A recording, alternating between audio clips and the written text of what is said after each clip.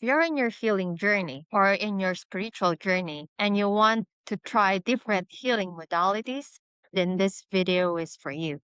I started my healing journey when I had my spiritual awakening back in 2010. That was the time wherein spirituality was not yet a threat and social media has just started. And so I've started reading books and I've read a lot of books. But what I'm going to share to you are the books that really made an impact in my life. And I'm going to write in the description box below the other books if I don't mention it in here. So one of it is Power of Now by Eckhart Tolle.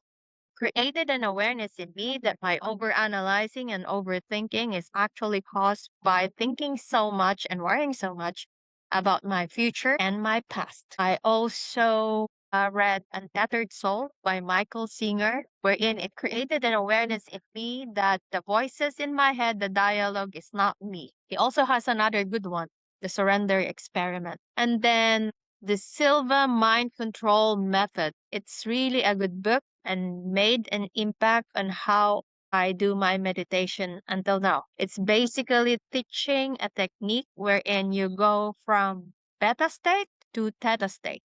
Beta is the thinking state.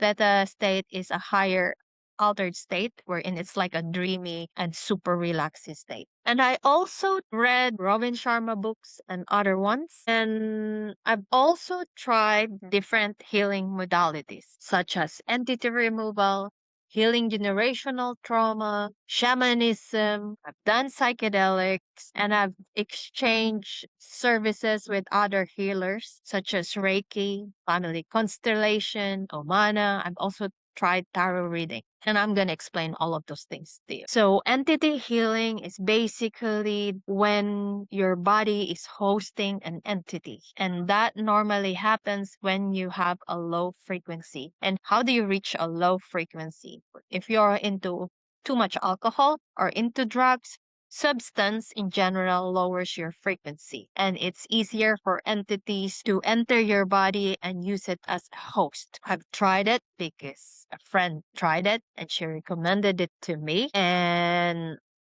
apparently I had an entity and the shaman removed it from my body because at some point in my life I was drinking too much. I'm not drinking anymore. Then I've also tried healing generational trauma. So I've engaged with a healer wherein he healed generational trauma. It's hard to explain the session, but basically he did some ritual to remove the generational trauma. And actually in that ritual, it created an awareness in me that I actually inherited a belief from my ancestors that I need to work so hard in order to make money. It's a belief that I need to work hard. I shouldn't rest. I should feel guilty resting because it doesn't produce any result, which is actually a bad habit. And then I also tried a shamanic reading and healing because in one of my meditations, I saw an image of me and a guy I was dating way back, but it was not in this lifetime. It was at the back of a castle and it looks like 16th century. It's actually a past life. It's a karmic relationship. And then I've tried psychedelics, tried mushroom and ayahuasca. So mushroom, actually, the effect in me, it makes me so smart and so clear. So I have no intentions to do mushroom. But then I met a girl while I was on a surf trip in Mexico. We were in the water and she told me she did mushrooms. And she said she received so much clarity after that mushroom trip. And it was a point in my life wherein I needed clarity. And I was just recovering from burnout, healing from burnout. And so I tried mushroom. And the bottom line of what happened during my mushroom, I got clarity on my next steps, and also I got clarity what I needed to heal and what I healed during that trip. So basically, it healed the residue of my burnout that I was not able to heal. I healed my burnout by resting, eating properly, changing my lifestyle, probably for more than a year, and mushroom healed the residue of what I was not able to heal. So that's mushroom.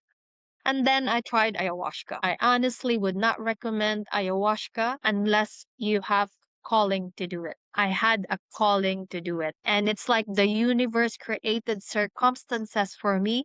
So I have to do it. So I had my first ayahuasca. In my first ayahuasca, it was like a Disneyland wherein it was showed to me what I'm capable to do and other possibilities. And it told me to come back after 8 months. So I did go back for another ayahuasca after 8 months. That's when I had my ego death. I didn't want to do it anymore. But during my meditation, it told me you need to go to an ayahuasca ceremony.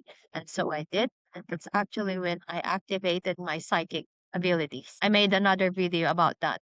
You can check my channel. And then for me, it's finished. After a few months, I had another calling to do ayahuasca. And so I did. And that's when ayahuasca showed to me five of my past lives. And it told me to go back after a number of months. And so I had to do it again. It was the fifth time actually. And in that ayahuasca ceremony, it told me it would be the last. And it explained to me why I needed to do another ceremony and why it needs to be the last. So the question now is, if you have a calling to do an ayahuasca, just a few things to consider. Number one, go to a ceremony with a clear intention. It is important that you have a clear intention why you want to do an ayahuasca ceremony. Number two, you need to make sure that the retreat center and the facilitator resonates with you. It has now become commercialized. And honestly, it's a lot of energy when you are in a retreat center doing ayahuasca ceremony. That's a lot of energy. I would personally suggest if you can find something with only just 20 participants, just go for it.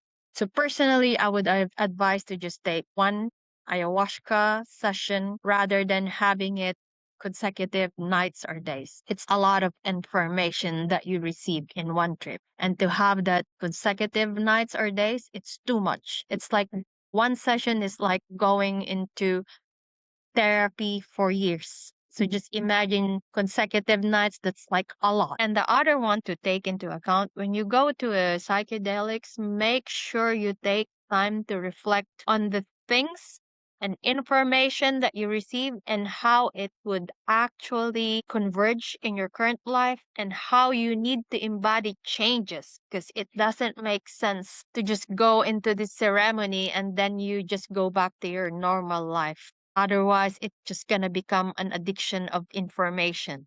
I met somebody who does ayahuasca ceremony every month. It's like replacing one addiction to another addiction. So integration is key. And I know there are people now who are trained how to incorporate the images and information that you saw during an ayahuasca into your life. And then I made several exchanges with other practitioners. I've done Reiki and I felt the effect, and it's a good energy healing modality. There are other different healing modalities. I've done family constellation, wherein it's basically to heal your inner child wounds. It's not for me. Umana, I forgot what it is, to be honest. So that means it didn't resonate with me. I've done tarot reading, and my personal opinion about tarot reading is asking for hope rather than asking for answers. So those are the modalities, and I've done courses and programs as well. I've done energy healing course, Duality by Jeffrey Allen.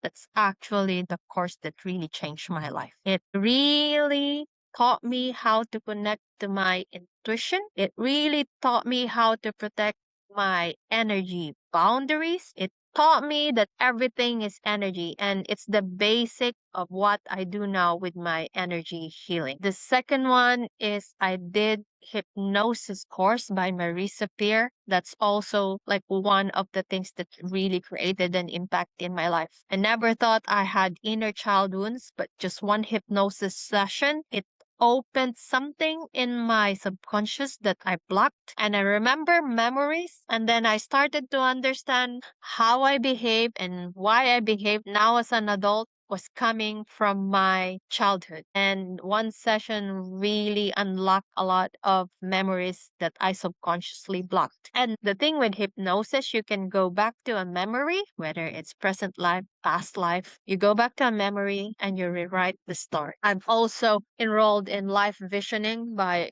Michael Beckwith, and That's actually a good program because that's when I realized I was functioning in a victim mindset. I also took shamanism course, and there are other programs that I didn't manage to finish.